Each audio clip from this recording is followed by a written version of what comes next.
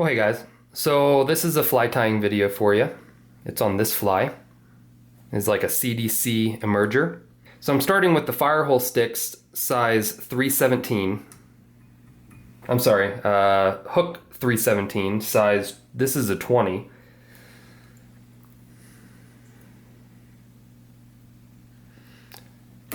Now I'm kind of tying on an angle here to be able to get you this close to such a small hook. So sorry guys, it might not tie this perfect. So you want to start a little ways behind the hook eye, not too far. Then I'm grabbing some poly fiber here. This will just be for the tail.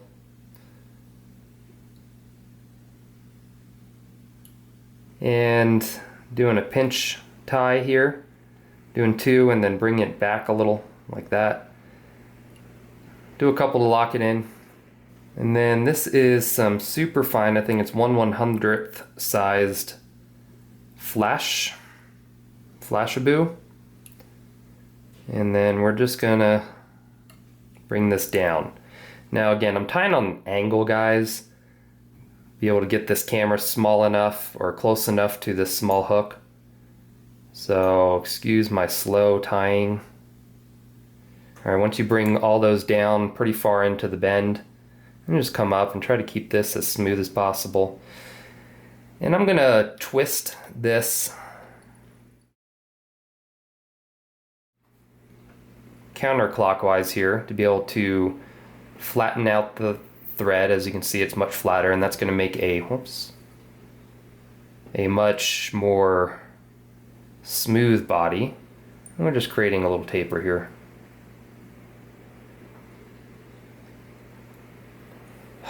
Really tough to tie on an angle.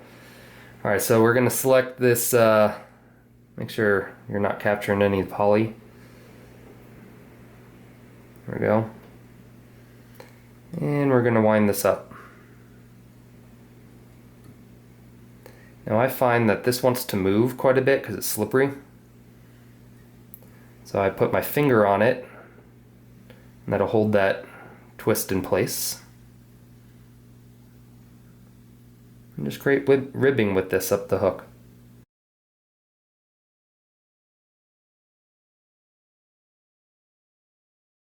There we go.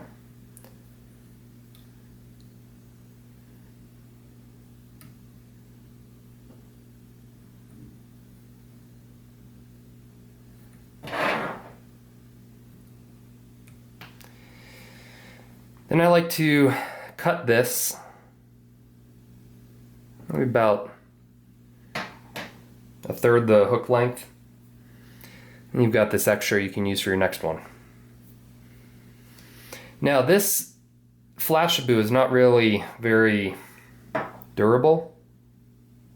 So I come in with this just a really light coating of this UV resin. This is bone dry, and I like it because you can paint it on. I think I got a little too much on there. There we go. And then just cure it, and that'll keep everything in place. Make it much more durable. Kind of like the effect it gives too. It really kind of shines it up a little bit more. Next we're taking a goose biot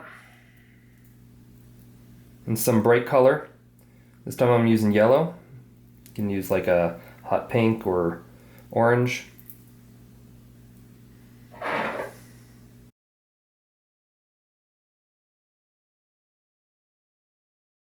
And then just cut the tips off. We don't need them.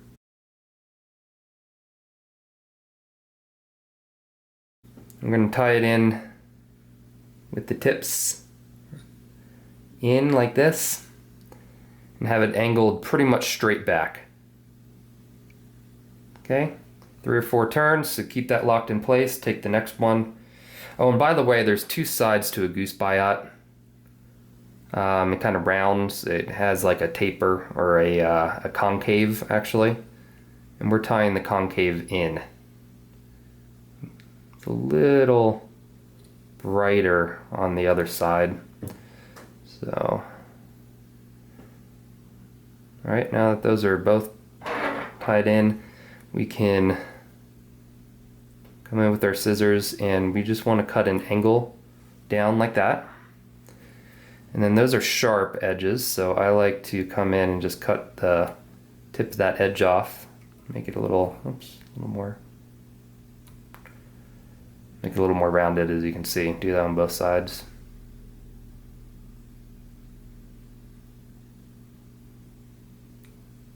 There we go.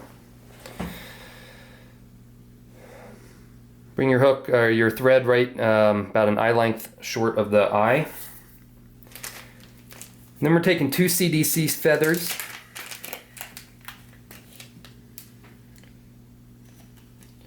You want them both to be about the same size CDC feather. Doesn't have to be perfect. And then we're aligning them, the tips up. So the tips align. And we're stroking all the fibers forward.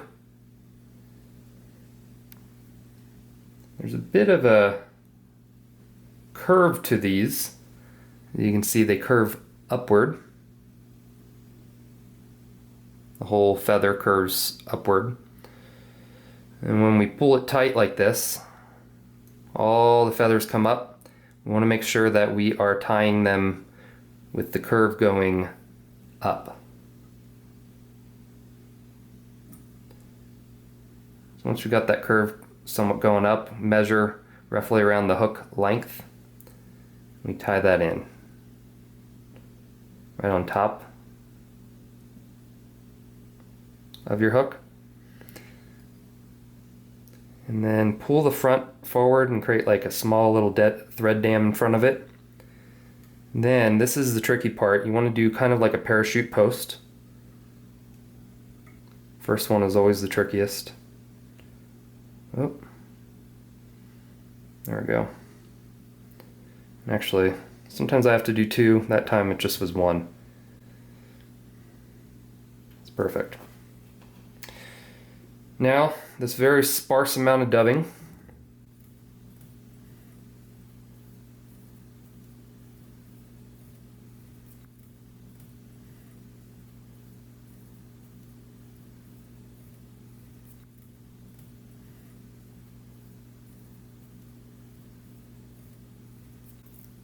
We want this really tightly dubbed on. If you have to, wet your fingers.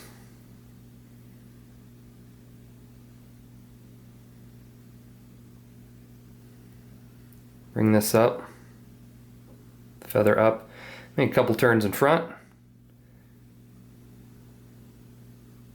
make a couple turns in back, retighten your dubbing if you need to.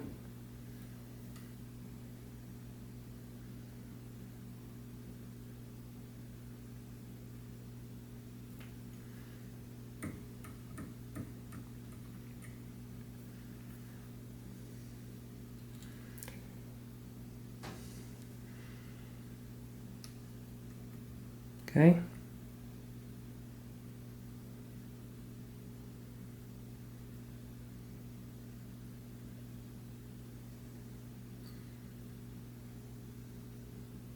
Make sure the dubbing isn't going to be in your eye. And then whip finish your fly.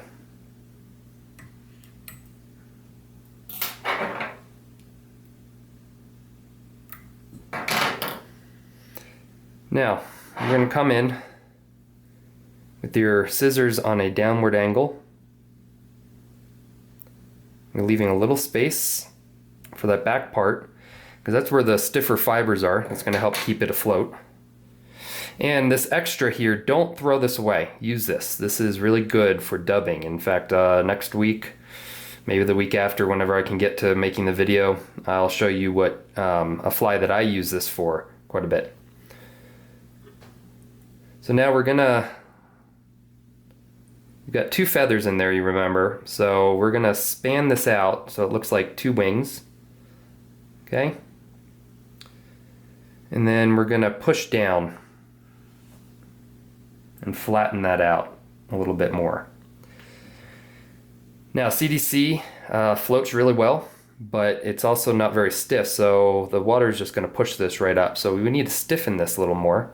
And I found that just a little drop of UV resin at the very top of that will do the trick. So push the needle down. There you go. You don't need a lot, as you can see, just a tiny drop. And then we're going to use our finger, push that down, and that'll kind of take some of it. You can see I got some of it off. We don't want this to be too heavy on there. Now if you don't want to use your finger, get the UV resin on you can use something else. Eraser on a pencil or whatever you want. Just basically dab it. And all that's going to do is just stiffen up those fibers quite a bit, you can see. And the outside parts will be still moving, but right there where that is, it's not gonna compress. And therefore this is gonna stay up pretty well in the water. And there it is. It's pretty simple. Usually I dub this a little better than I did, but I am filming on an angle here. I've got to it's really tough with the camera here, but there we go. That's the fly. Again, this will sit just like that in the water. The water line will be right about there. Now you can tie this in a couple colors. CDC comes in a wide range of colors. I'm just using black because this is more of a midge in a way. I did these hot spots here. You don't really have to do that if you don't want. You can not do it, but I like it because it makes them see it. And I'm going to show you a little bit of filming of it sitting in the water so you can see how it sits.